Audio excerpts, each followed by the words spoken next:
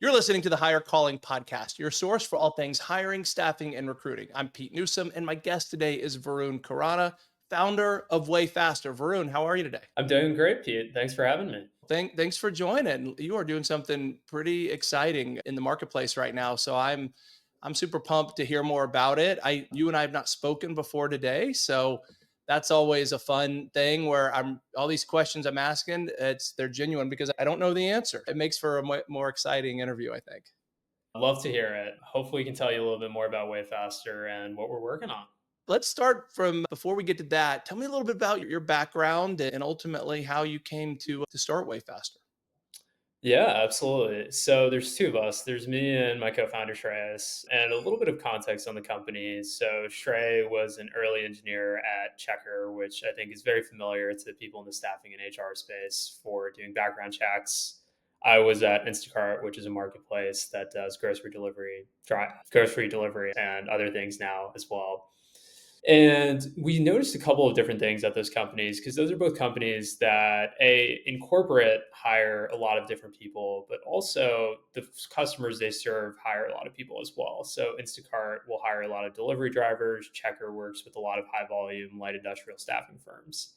And the issue you notice is that as you need to hire more people, it actually scales exponentially cost and time wise to hire these people. So at Instacart, when you vet delivery drivers, it goes like that. Same thing with all the staffing firms Checker works with as well. And we also, when we were working at corporate, we ourselves as mid 20s people were doing a bunch of interviews. And when you're 25, you have no idea what you're talking about in an interview. You're just guessing. And it's the best thing that you can hope for is just you don't mess it up. And so we always knew it was a problem to both interview people at in the thousands of people like corporate does, and also in the hundreds of thousands, tens of thousands, as you see some of the bigger staffing firms, bigger marketplaces in the world do. And there wasn't really a modality to how you'd actually interview more people efficiently. Like the way you do it in the past is you would do a one-way video interview, you give them like a text message chat, which I think everyone hates, every candidate hates, every recruiter hates it too. What are you getting out of that?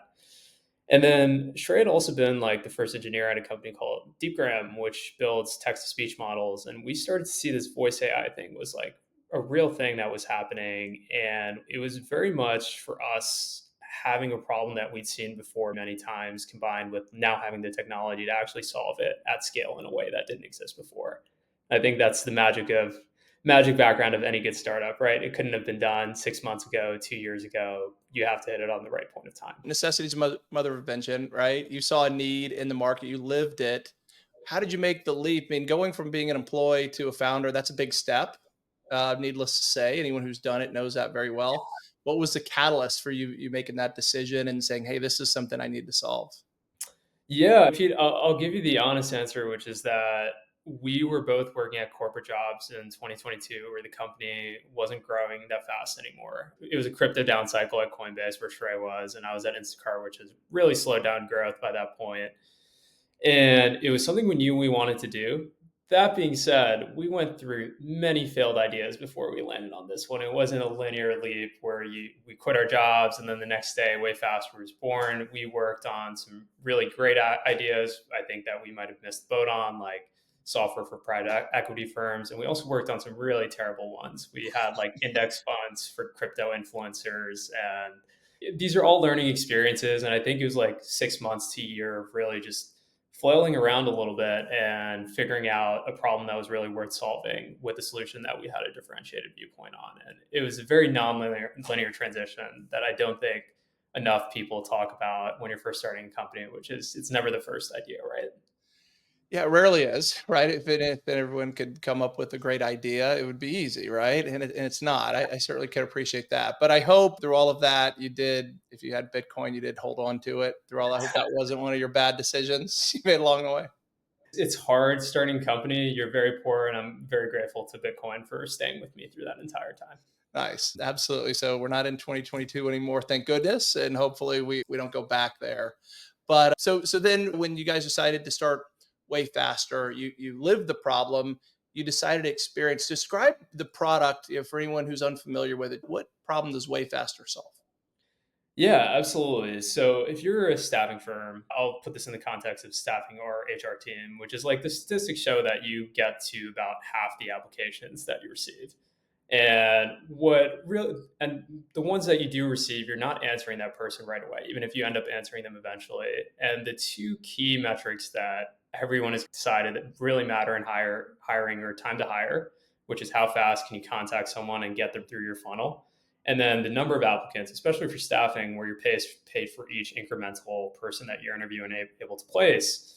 And those two go hand in hand. And really, what we do is we build voice agents that think and sound like humans. So they have the same conversation that we're having today that can actually interview people as soon as they apply. So the minute someone applies, they get on the phone with our AI interviewer. He runs through a screen that seems very familiar, very comfortable.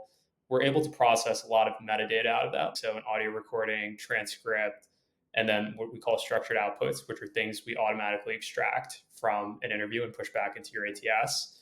And really, what it is, your recruiters are then only speaking to qualified candidates, but you've also interviewed all of your candidates on a smart time frame. So you're cutting down your time to hire. You're getting only qualified candidates for your recruiters. And you're doing it at a relatively low cost too, which is the tertiary benefit. At the end of the day, it's about having great people and getting to them fast. If you can cut some costs in the process too, it's not a bad thing as well. I'm more than a little excited about this evolutionary step because technology has made recruiting more difficult than it was previously. And I'll share what I mean by that. When I'm old, so when I started recruiting, we would run ads in the newspaper. We would have resumes faxed to us or mailed. I was excited to check the mail every day as a young recruiter, if you can believe that. And each resume you received as a recruiter meant something. You had to get the most out of that conversation. You had to really hone your skills on building meaningful relationships and building rapport quickly with someone and gathering as much information as you can from a candidate. So you really invested time in that individual, right? And you had to in order to survive because you didn't know where the next resume was coming from. And I was away from recruiting for 10 years before starting Four Corner Resources, which is now 19 years old. So it's been a long time since I've been back in it. But in between, Monster.com was born and Career Builder. And through those products and others like them, and now One Click Recruiting, it's become the opposite. You get a flood of resumes for any job you post now. And it's taken that art that was necessary to become a good recruiter completely out of the equation. And it's become this mess of a volume game where if you get 500 resumes within an hour or two, which happens for a lot of jobs, as a recruiter, it's just not realistic to go through those. Yeah. And the best candidates can be buried. It's first in, first out, and ATS systems don't do a good job of ranking. You know all of this, right? And anyone in recruiting Yeah. does. And the problem that I've been trying unsuccessfully to solve for years was how can I put a job posting up and have some sort of a screening. And now I was trying to solve it through an automated email response, right? Hey, Yeah. Varun, thanks for applying. Confirm these 5 things before we put you in touch with the live recruiter or schedule you live, right? To take away all that kind of garbage on both sides, right? Candidates, there's no price to pay for just clicking and applying to a million jobs. And recruiters don't have the ability to go through them. So it was really asking candidates to take an extra step in order to engage with the recruiter live. But that was impossible to solve, which is crazy. Don't tell me there was a solution I didn't know about and you knew what it was and existed all along, probably. But I couldn't find it. And so now what you're describing solves that in a much better way than an email ever could. Right now, you're having a live interaction or as live as it can be through AI, which I think counts. And you are everyone wins, right? The candidate gets immediate feedback or gets to hear from someone. The recruiters get to spend their time in the most quality fashion, which was the goal all along. So I say all of that to say I'm really excited. There's no question there. I just want to let you know, I personally and professionally think this is a solution who's that's so needed in the market. And you can't say that about every technology, right? That comes out.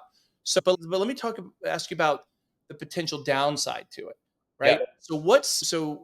I'm Gen X, right? So I'm early 50s. You still have a lot of boomers I am not a boomer. You still have a lot of those in the workplace. You have millennials. This is somewhat new interacting with AI. Tell me about the rate of people willing to interact with AI. What are you seeing? What does the data show? Yeah, first of all, you mentioned something called mail. I'm not really sure what that is. I'm Gen Z, man.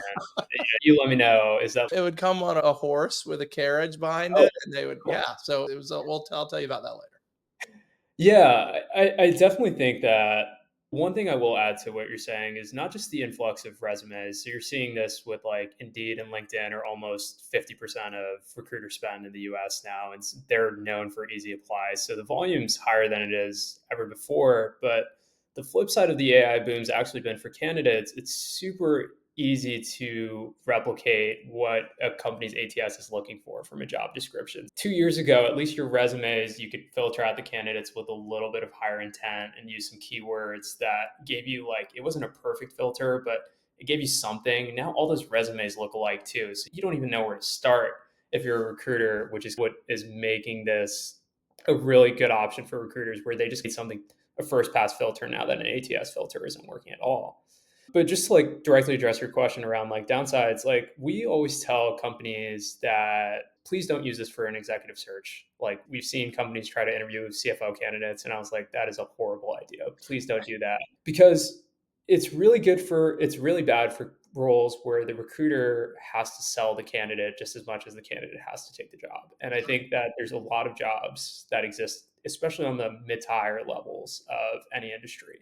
It's a two-sided conversation, and recruiters are going to be able to sell in a way that AI can never do, no matter what any of these products are promising you.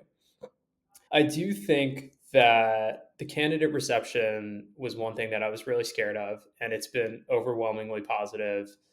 And one of the reasons has been like it feels like candidates feel like they're heard and like they're getting a response that they normally wouldn't have had. I think there are certain verticals where people are less responsive than others. To your point, I don't think it's an age thing. It's actually more about the vertical you're serving. So we actually see less of a delineation around like age or gender or anything like that, but more so, hey, if you work in a warehouse versus you work actually in a construction industry, construction actually loves this. They love to talk on the phone, even if it's AI. But we see sometimes in light industrial, the response rates, depending on the brand and like company that they're interacting with actually vary quite a bit. And so I would say to sum that all up is like for higher precision roles, higher cognition roles, like this is not a tool that should be used because it is actually very much on the recruiter to sell the candidate on the first call. I would say for the rest of the roles, non-exec roles of the world, I think it depends on how much leverage your employer brand has and how much goodwill you have with the candidates is also one of the big key components there as well, if that makes sense. It does. I'm surprised about your comment about the age thing, though. I wish I could quote it. I should have had it prepared for today. I read an article sometime in the past few weeks saying that Gen Z prefers to interact with bots versus humans. And who knows? You see all kinds of crazy articles. You never know what's true necessarily, but it resonated with me. I thought that makes sense, right? I have four kids, age 16 through 24. They all have phones that are in their hand 24/7. I'm not sure that I've ever seen them speak on the phone, and they certainly don't pick up when I call. That's my firsthand experience, and I just think it makes sense, right? That the younger you are, the more open you are to technology. But what you said makes sense as well, which is a higher volume positions. I think this is a more natural fit for. I as a recruiter, I would generally associate that with just a pure volume of applications that we receive, not because it's a different level, just from supply and demand, which ultimately is tied to the level. So it's Yeah. one and the same, perhaps, but for a different reason. Yeah, one of the interesting things about the age thing, Pete, which is we've slowly been indoctrinated up to this point without kind of us realizing it. Like my parents have been using Alexa for years now, right, in our Right. house. It never works, but it's been there. And I think we've moved towards bot-based text, and then we have these voice devices we're talking to, and then we're seeing some stuff with the LLM companies themselves coming out with products like this. And I think that adoption curves slowly creeped into older generations as well, to the point that a lot of them are very used to interacting with this tech, even if they don't directly know it. And it's one of the earliest things we used to measure because our calls would take 8, 9 seconds to connect when we first built this out, and where the tech was a little more nascent. And we would always try to get a good gauge on like how people reacted to when the bot first spoke to them if we didn't tell them ahead of time, if we just triggered a phone call. And there would be some confusion for a couple seconds, but we were always really impressed with like how smoothly people would understand this was a bot, hear it, and go with it if we didn't tell them. Now, obviously, as a company, we have all these measures in place where we give people practice calls and it's an amazing candidate experience. But even in those earliest days, people just go with the flow, and they've been using this tech for years and they don't realize it. And that's what's crazy about this. That's a great point. We do use it and we don't even think about it. Alexa being a great example of that. I get a kick out of my wife interacting with it because as Alexa fails to respond, her tone changes. And she thinks if she's like harsher with Alexa, it will do what she wants. Which I think the only thing we use it for is setting an alarm to get up in the morning. That's it. That's the extent of what Alexa does for us. Let's break it down. Yeah. So I will use your example of a warehouse position. I think that's a great one, or Mhm. construction role. So I put my job posting on Indeed. Applications start to come in. Take over from there. What happens? Yeah, absolutely. So we're a company called Wayfaster, and so our goal, as you can imagine, is just speed primary first. And the way it works is you'll apply, that application info will get sent to an ATS, and staffing is bullhorn primarily, and more corporate. It can be anything from Workable to Ashby, depending on the type of company. As soon as that happens, what we'll do is sometimes companies will have a default ATS filter, sometimes they don't. One of the benefits is you can interview every candidate, so you don't necessarily need one with Wayfaster. So they apply, we trigger a link to each of those candidates. The company decides whether it's phone or video, depending on the role. With a warehouse, it's more than likely phone. And a big reason why it's instant is like we find 80% of applications actually come between the hours of 5 and 9. And so it's when someone's frustrated at their current role, especially in a warehouse, and they're like, fuck this, I'm going to apply, excuse the language, I'm going to apply to another job. And like, we want to get them as soon as they're in that frustration point, so that they are able to really go through the application process. They take the interview. Out of that, we'll pull out, we'll first onboard them, tell them, hey, this is an AI on behalf of the staffing firm that we're representing. They'll run through a list of questions, some of it which is pre-populated, some of it which is actually generated on the fly from AI based on what the candidate is saying. From there, we'll take out the results, transcript, recording, some outputs. We'll take all that data, we'll push it back into the ATS. We can set the filters on which there's an accept reject decision, and then we schedule a follow up recruiter interview with a real recruiter if need be and if they're qualified. So we essentially go from application to the point where they've booked their next call with the recruiter in the span of maybe 10 to 15 minutes. Love it. So the job rec can come in at 5 o'clock. The recruiter can post the ad, go home for the night, and in theory, come in the next morning, and they have meetings booked with Zoom, whatever, phone call with actual candidates who've already been screened by the AI. Is that it in a nutshell? Yeah, that's exactly it. And for some industrial roles, you actually can actually just have them show up to the job site by the next day. Because if you've automated your stuff around compliance and background checks, and you're like, we just need a light filter in terms of checking a couple check the box items here, we can actually go through that entire workflow from within your ATS, depending on how advanced your recruitment system is. Now, would that come from a preloaded list already that exists in the ATS, or could that also work with applications who are coming in live for the first time? Yeah, so that's actually the beauty of it is we do both. So we actually a lot of the times one of the craziest things I learned about staffing is the way it works at a lot of staffing firms is you'll put up a role, they'll have spent all this money on Indeed, and you need 5 people at a warehouse, and they'll have 15 people apply, they fill those 5 people with those 15 people. Then they'll have 70 other people apply, and then they never talk to them. The next time they fill the role, they just post that same ad on Indeed, and it happens so often, and it drove us crazy. So we actually tell companies two things. We're like, look, like the first thing we're going to do is we're going to actually go just interview everyone in your ATS that's like just on the backlog. They may have switched positions, but this is valuable data that you never talk to these people. And then from there, every person who applies, we also interview. So we actually do it both ways, where we want to interview a company's existing ATS database and their backlog. and also for every new applicant that comes in. The goal is holistically like you're never missing a good application that could potentially be valuable to your firm. So if we did the scenario where we said we want to clean up our ATS, and every staffing company has a need to do that, I suspect, right? All my peers and friends do. And at Four Corner, we have roughly 1 million candidate resumes, dating back as long as 19 years ago, and I would estimate that only about half of those are clean today, right? Yeah. But the fact is that is gold that's sitting beneath the surface that I can't really get to for various reasons. And at the very least, it's impossible to keep up with people, right? No matter how good your intentions are, it's just not practical. For the scenario you outlined, just to run with that, those 70 candidates that came in, you really didn't have a practical way to address them because you've already filled the position. Yes, you want to look forward, and we all mean and would love to do that in a perfect world, but we're on to the next job rec, right? And it's just the reality of it. So we lose money by pausing to do that as an industry. You know that. I'd love to clean up my whole database. So if we wanted to do that, would we just come up with a list of questions and give it to the AI to say, hey, look, this is what we want. We want to find out what the candidates are doing today. And maybe we set a call with the recruiter if they're on the market, on and on. There's so much benefit to that. And is that how it would work?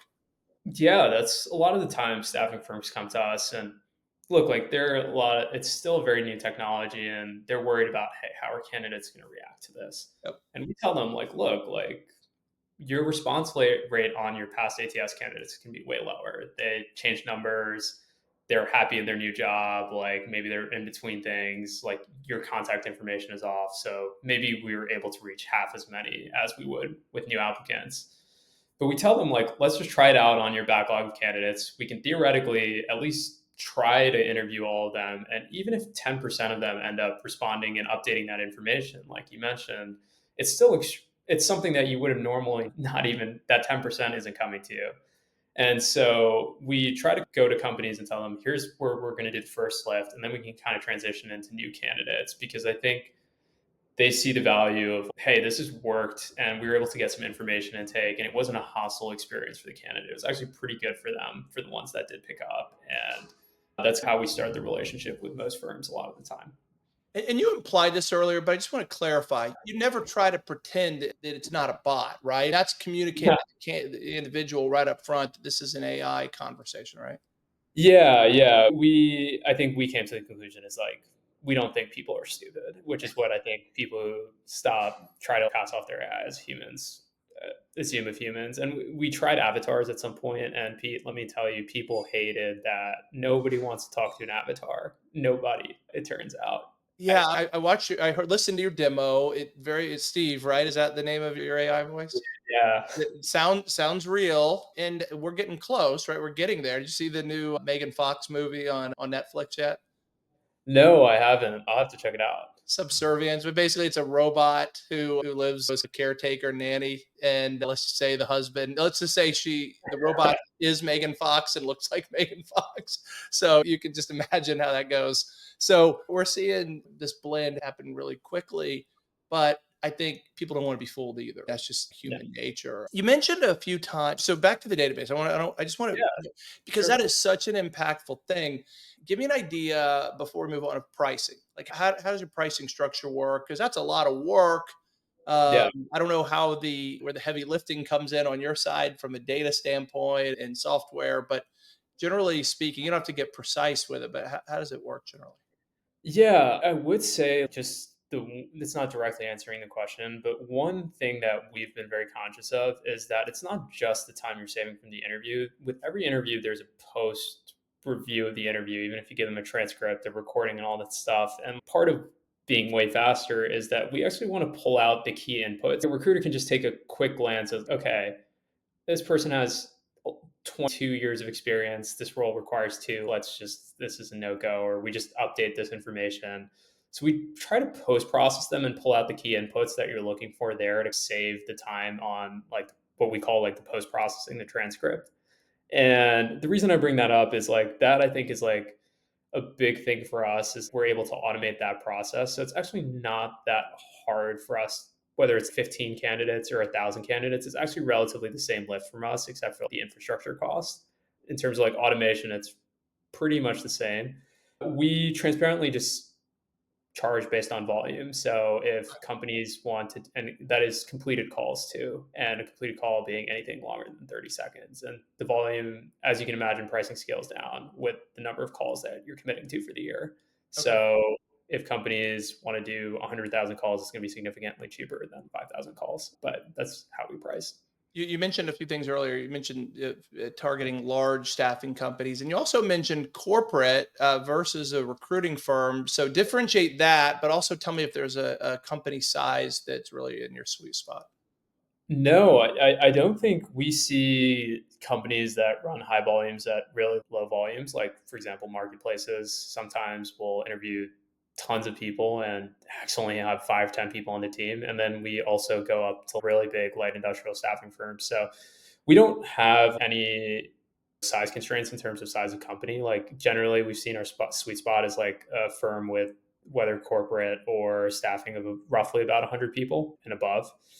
But I think the biggest denominator is just like volume of applicants because and how many positions you're looking to fill. Because at the end of the day, like you only need an extra set of hands, whether that's through AI or human, if you have enough application volume coming in.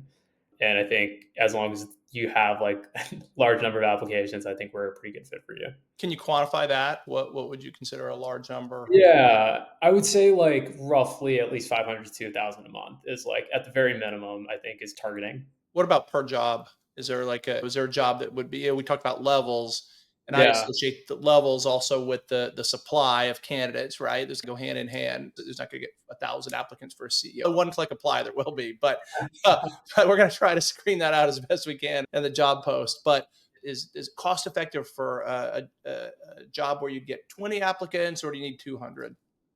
Yeah, I would say it depends on the like real answer is it depends on how you're doing it today, which is if your recruiter, if you get 7 applications and they're all pretty good applications and your recruiter is able to get to them in an hour, then you don't really need us. If the recruiter's overwhelmed and they have 500 applications or 50 applications or whatever that number is, and they're like, we're having trouble filling the role fast because I can't get to applications fast enough, then we're probably fit. There's no hard and fast number. Obviously, as you can imagine, if you're hiring people by the bushel and like hiring 50, 100 people a day, like, it's going to be a little more acute, just statistically speaking. But we just want to go to places where we can help the most as opposed to looking at any direct sizes. But in terms of staffing, it's usually seen that benchmark be like once you cross that 100 person threshold or even like lower, we've seen like 25 that are like more on the RPO side or more light industrial where they're doing more with those 25 people.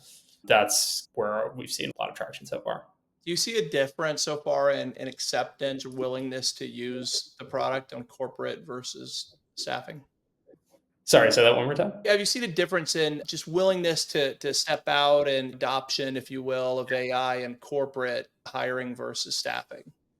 Yeah, I would say staffing's been a little higher adoption. And for the reason being that the whole company is based on how fast you can get to candidates and place them. Like the whole business model in staffing is find quality applicants before the other person can and get to that placing, especially if you're using like a VMS or like one of these heavy enterprise companies.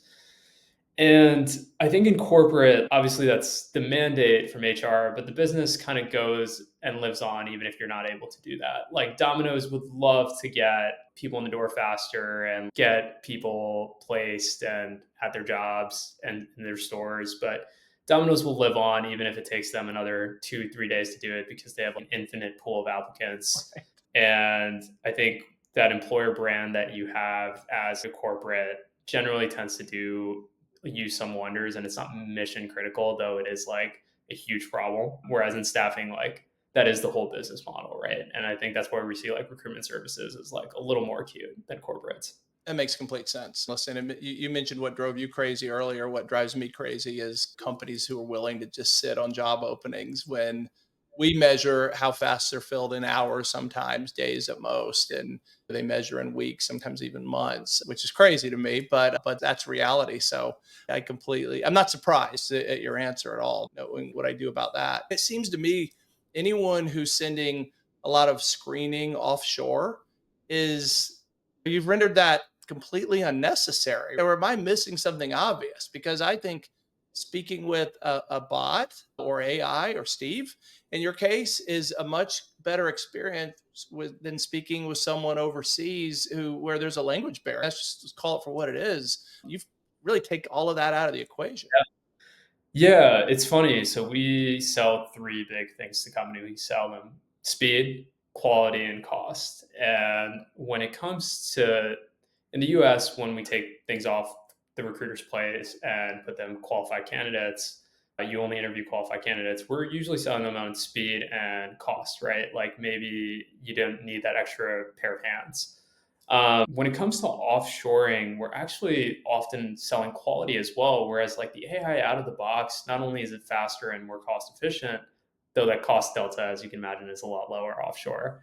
Actually, just the quality for both the candidate and the types of questions that are asked and the responses generate are actually significantly already better than a lot of offshore interviewers. And I think we're going to, as the AI's cognition gets better, like that gap is going to continue to increase for offshore. So I maybe Pete, you can point me to them, but I actually haven't come across a lot of staffing firms that outsource this stuff to offshore. Really? Uh, yeah, very rarely. We work with BPOs, but that's for completely to interview their offshore people as opposed to do the process. It's almost necessary to compete effectively in the VMS space. If you live there, that's really hard to do exclusively through American recruiters, just because of the cost, as you mentioned. So, call it offshore, call it nearshore.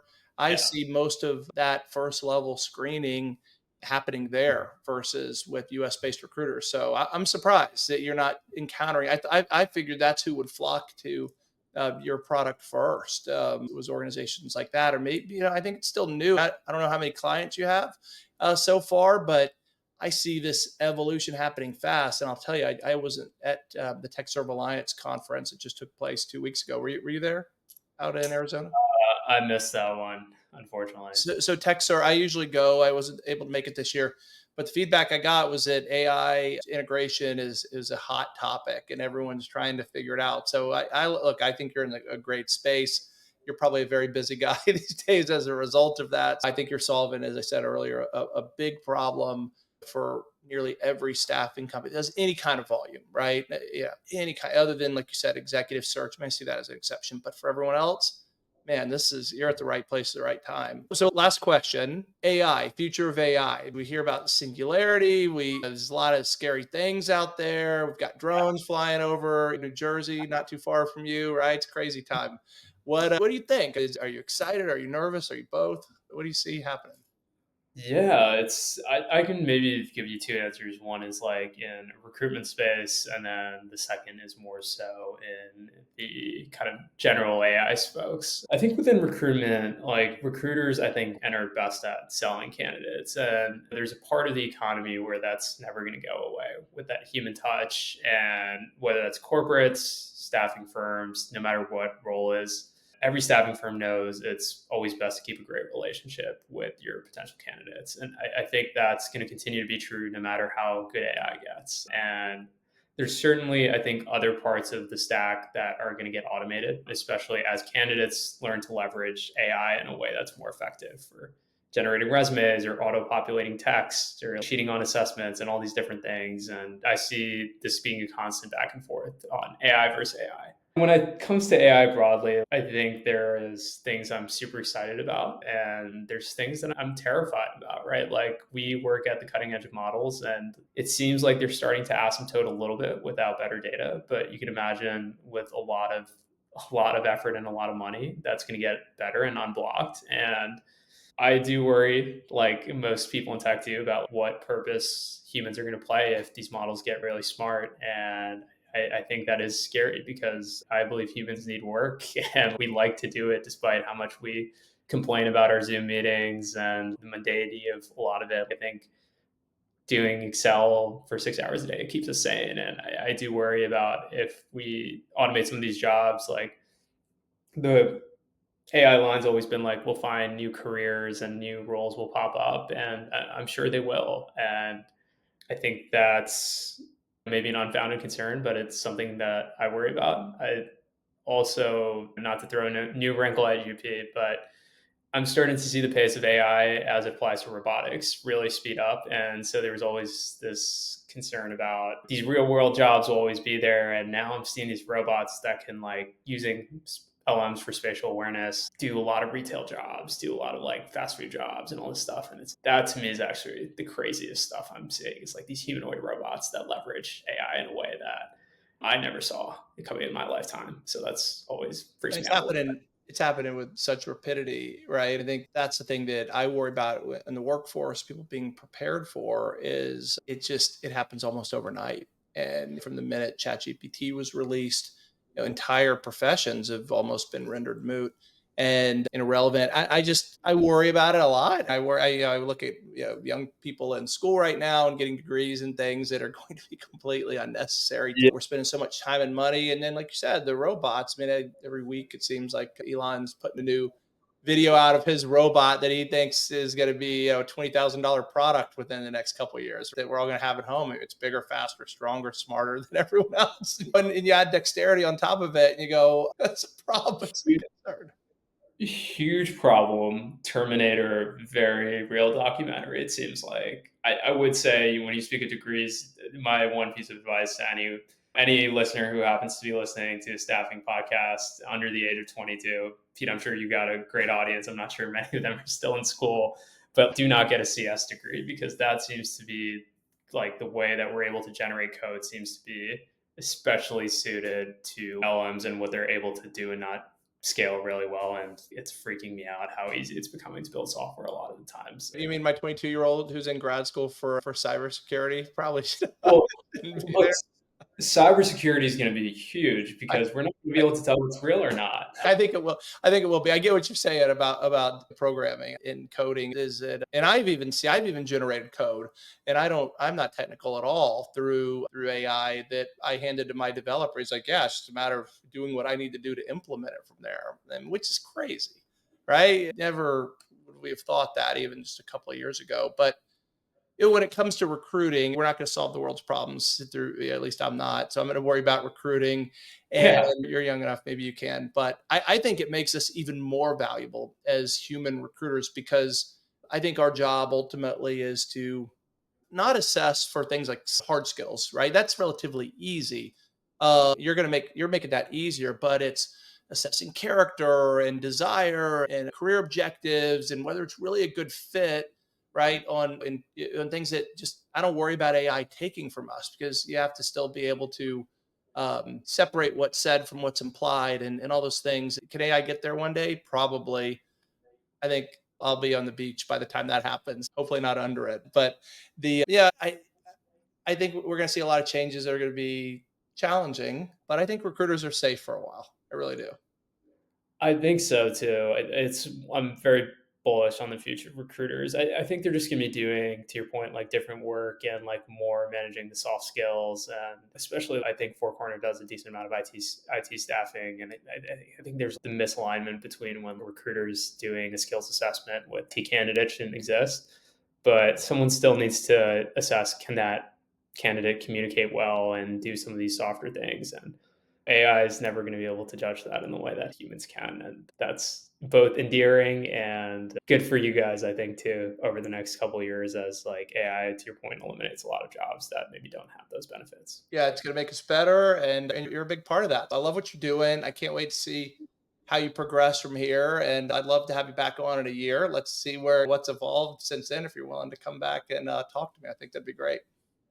Yeah, definitely, Pete. Only if I don't turn into Terminator by next year. Joe Biden, you may be already, from what I know. Maybe you're the AI, and I just don't know it yet. But Varun, thanks so much, man. This has been a lot of fun, and everyone, thanks for listening. And I'll put all your contact info so everyone can find Wayfaster in our show notes and check it out. So it looks like a great product. So thanks so much for your time today. Yeah, thanks for having me on, Pete. Appreciate you having me on. And yeah, it's just wayfaster.com if you want to check us out. Awesome. All right, everyone, thanks for listening.